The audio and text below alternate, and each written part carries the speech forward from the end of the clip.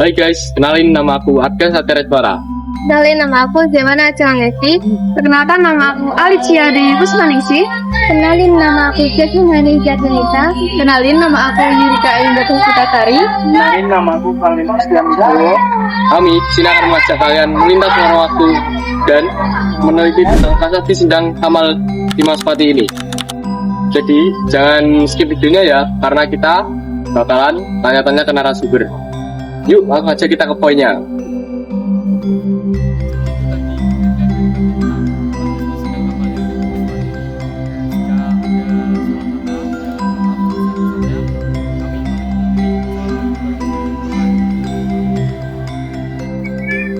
Selamat pagi Pak. Iya. Permisi mau nanya.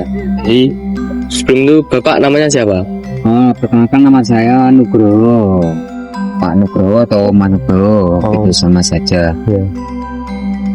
Jadi di sini sebagai siapa? Ya, tugas saya dua. Yang pertama sebagai juru pelihara atau jubel. Ya. Juru pelihara itu tugas fokus merawat, melestarikan serta mengembangkan situs prasasti Sendang Kamal ini. Nah, tugas yang kedua mengkoordinir teman-teman kelompok masyarakat yang ada di sekitar ini, mengelola wilayah Sendang Kamal ini menjadi suatu destinasi pariwisata. Jadi kelompok yang saya kelola itu namanya Pok Darwis, kelompok sadar wisata, mengembangkan Sendang Kamal ini sebagai tempat wisata berlatar belakang cagar budaya. Jadi ada beberapa pertanyaan ya Pak. Iya. Mohon dijawab. Apa penyebab Sendang tersebut diabadikan sampai saat ini? Faktor utamanya atau latar belakangnya kenapa dilestarikan karena Sendang Kamal ini merupakan tempat bersejarah ataupun cagar budaya. Cagar budaya itu peninggalan sejarah dari nenek moyang kita, leluhur kita yang minimal usianya 50 tahun masa lampau. Dengan adanya situs prasasti Sendang Kamal ini, sejatinya ada 4 prasasti ini, tapi ini 3. Yang satu saat ini dilestarikan atau diabadikan di Museum Nasional Jakarta. Ya, itu sebenarnya nama prasasti keempat-empatnya ini prasasti Kawabang Puluhan. Yang kedua Pak, siapa yang bertanggung jawab untuk merawat tersebut sampai saat ini? Oh iya, kalau yang bertanggung jawab otomatis dari pemerintah daerah.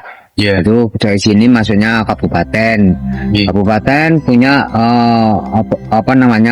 struktur pemerintahan, yaitu di sini maksudnya kelurahan. Itu juga termasuk yang bertanggung jawab. Kemudian dari yang lebih fokus lagi, yang lebih di lokasi, otomatis warga masyarakat sekitar sini. Dan warga masyarakat sini dibentuk oleh kelurahan dan kabupaten, dibentuklah sebuah kelompok yang mengelola Sendang Kamal ini gitu. Lanjut Pak, berasal dari kerajaan manakah peninggalan prasasti ini Pak? Oh ya, prasasti ini seyogianya dari tanahnya dahulu. Luas tanah ini, Sendang Kamal ini merupakan hadiah atau pemberian dari Maharaja Dharma Wangsa Teguh. Itu seorang raja Mataram kuno versi Medang. Kenapa ada versi Medangnya? Karena dahulu Mataram kuno di abad ke-10 itu lokasinya di Jawa bagian tengah, sekitar Merapi sana. Kemudian ada rajanya saat itu, di masa itu Pusindok, dikarenakan ada beberapa faktor, baik faktor alam maupun faktor konflik politik dan wabah penyakit juga lain-lainnya, memindahkan pusat pemerintahan di Jawa bagian timur. Dan saat itu ada seorang raja yang bernama Maharaja Dharma Wangsa Teguh, itulah di Mataram kuno versi Medang. Lanjut yang keempat Pak, apakah prasasti Sendang Kamal Dimaspati berasal dari peninggalan agama Hindu atau Buddha Pak? Oh iya, disejarahkan juga memang peninggalan Hindu itu ya, dari Hindu, karena ada literasi sejarahnya juga bahwasanya prasasti Kawambang Kulwan itu termasuk prasasti Hindu Siwa gitu. Dan dijelaskan di diperkuat lagi dengan adanya kitab Siwa Swatantra. Jadi lanjut ya Pak. Selain prasasti, komponen apa saja yang ditemukan dalam prasasti tersebut? Komponen maksudnya situs peninggalan gitu ya? Situs peninggalannya itu ada sendang, kemudian ada sisa bangunan kolonial Belanda. Nah, sendang ini diketemukan saat pemerintahan Mataram Islam oleh pejabat dari Madiun, karena Mataram Islam itu punya kabupaten Ngawi, Bojonegoro, Blora, Madiun, Ponorogo, Pacitan dan sebagainya. Dari Madiun lah ada bupati yang bergelar Ronggo Prawiro Dirjo III.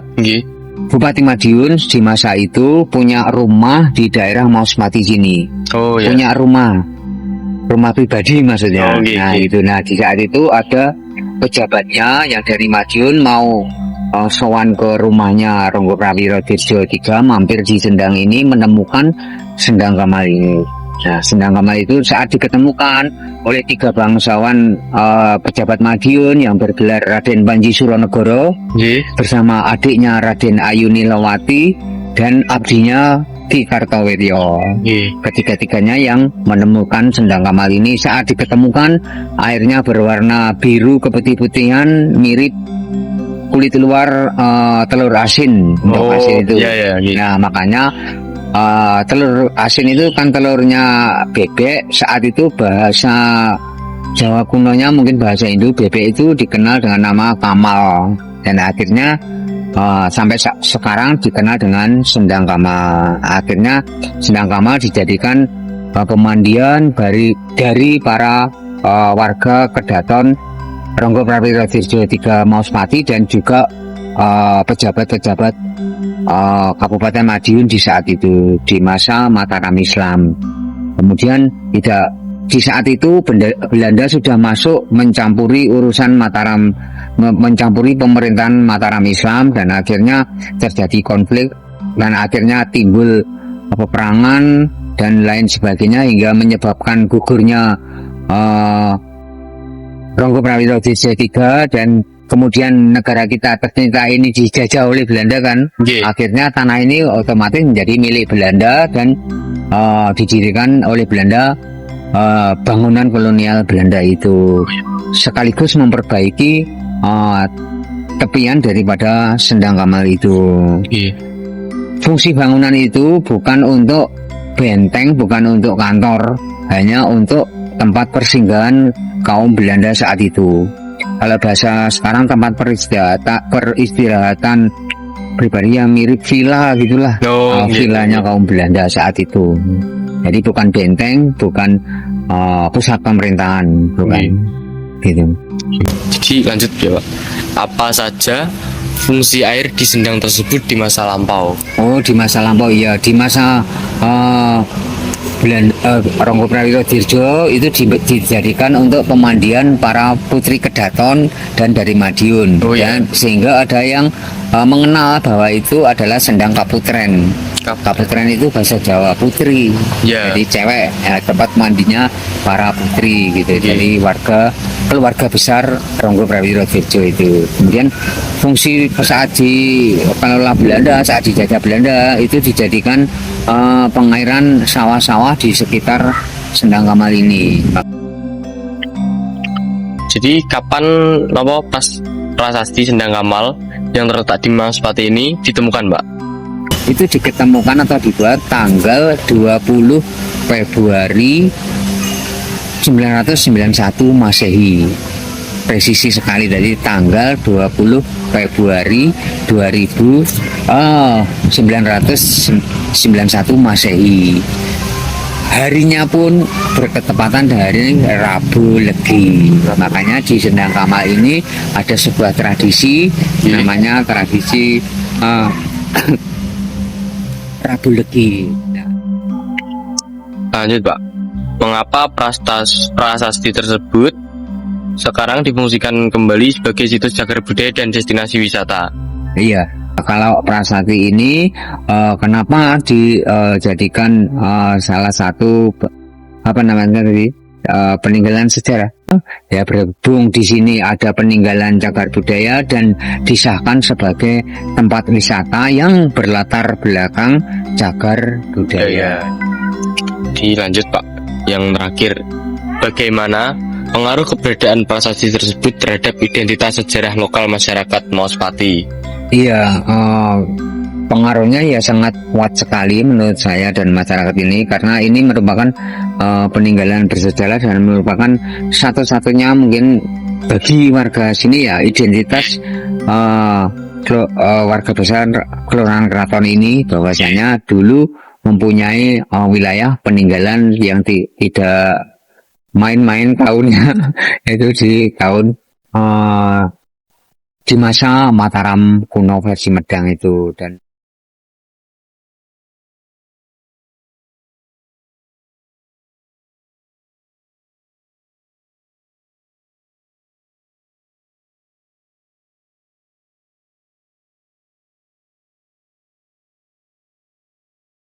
Jadi ini adalah prasasti Sendang Kamal.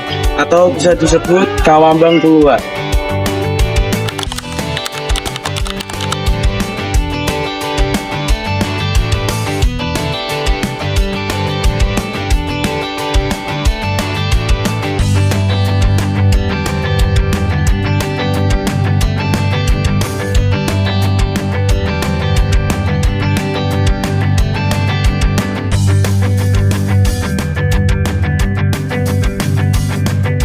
Ini adalah kolam yang dulunya digunakan oleh para putri dari Mataram untuk mandi.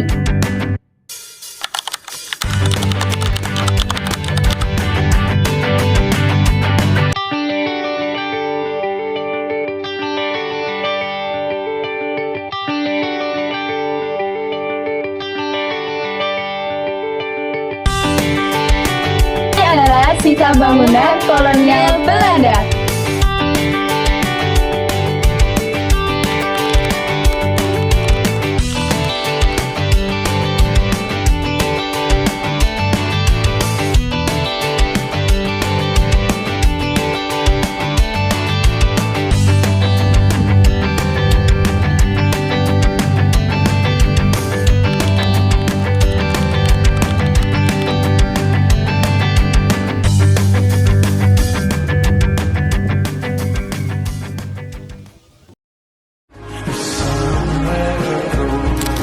Itu tadi penjelasan dari kami tentang prasasti Sendang Kamal yang ada di Mauspati.